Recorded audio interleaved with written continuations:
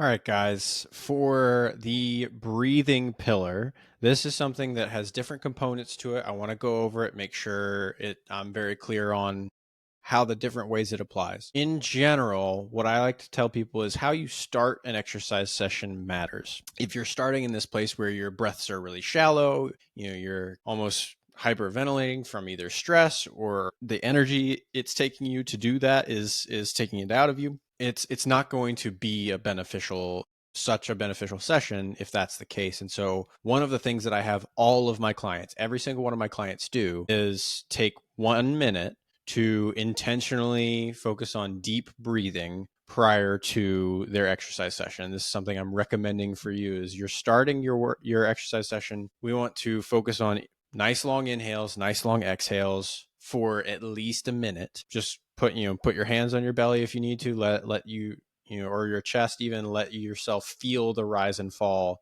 of your rib cage so that you can kind of tune into that. It's one of the mindfulness techniques we talked about in the stress management pillar. This is one of the ways that we recenter and reset ourselves to go into an exercise session with where that piece of the puzzle is in the right place. Another thing when it comes to breathing, so kind of shifting gears here, breathing during an exercise, most of the mobility exercises are going to require us to take these nice deep inhales and exhales. And the pattern of that is I'm inhaling, as I'm either initiating or before I initiate a movement, and then exhaling as I get into the part of the movement where I'm almost wanting to hold my breath. So I get to that piece of the movement where it's really tight and everything's really tight and it's hard to, move through that piece.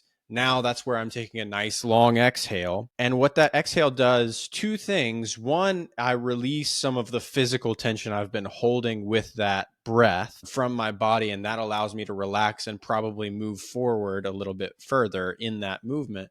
But two, that also tells my brain, that nice long exhale rather than short, shallow breaths, tells my brain that, hey, it turns off that fight or flight response and shifts more into a resting response. And it says, hey, this is a safe position. I'm not in danger. I'm not going to be hurt or killed in this position. This is a safe position. And so we have to manually use our breath to tell our body that sometimes because it's so used to being tight, being hurt, being injury prone.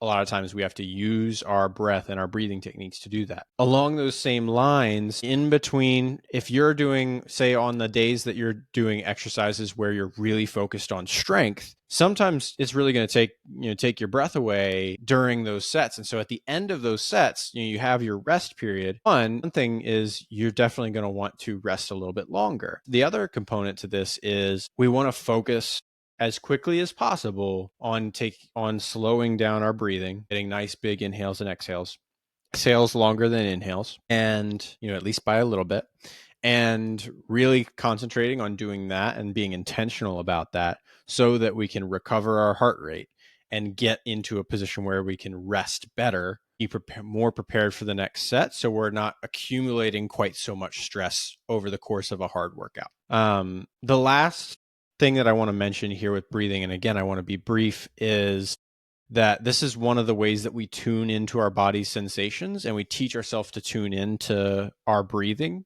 and our movement in a way that is positive, right? So the more we can practice the act of recognizing positive things about our body, the more overall optimism we will have about movement, about exercise, and about simply how we go about our exercise and our movement in our day. And that is one of the ways. There are many components to this. That's why there's so many pillars in this training and in this resource. That's one of the things that we use to improve our relationship with our body and thus with pain.